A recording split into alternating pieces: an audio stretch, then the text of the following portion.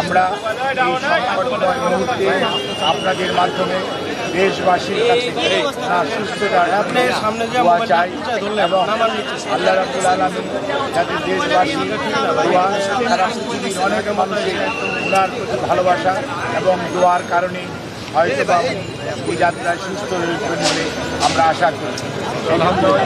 আমরা আপনাদের মাধ্যমে সবাইকে সর্বোচ্চ সংযম প্রদর্শন এবং সেই সাথে কোনো ধরনের গুজব ছড়ানো এবং গুজবে কান না দেওয়ার জন্য বিনীতভাবে পরিবারের পক্ষ থেকে দলের পক্ষ থেকে আপনাদেরকে আমরা অনুরোধ করছি।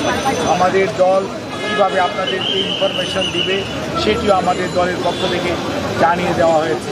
কাজেই সম্মানিত সাংবাদিক ভাই বোনেরা, আপনারা ধৈর্য ধরুন। দীর্ঘ 6 বৎসর যাবৎ আপনারা আমাদেরকে সহযোগিতা করেছেন। ইনশাআল্লাহ আমরা এই যাত্রাও আপনাদের ভালোবাসা, আপনাদের সহযোগিতা এবং আল্লাহ রাব্বুল আলামিনের অশেষ মেহেরবানিতে আমরা আবারও আমাদের প্রান্তীয় নেত্রী দেশনেত্রী বেগম খালেদা জিয়াকে আজকে দেশের মানুষের যৎকৃত্রিম ভালোবাসার প্রতীক সেটি আজকে প্রমাণিত। সেই লক্ষ্যে আমরা আপনাদের সহযোগিতা চাই। আমাদের ভারপ্রাপ্ত চেয়ারম্যান জনাব তারেক রহমান আপনাদের সবাইকে অনুরোধ করেছেন যে ধৈর্য ধারণ করার জন্য এবং উনি সার্বক্ষণিকভাবে বিরামহীনভাবে দেশি বিদেশি চিকিৎসকদের সমন্বয়ে গঠিত মেডিকেল টিমের সাথে সার্বক্ষণিক যোগাযোগ রাখছেন।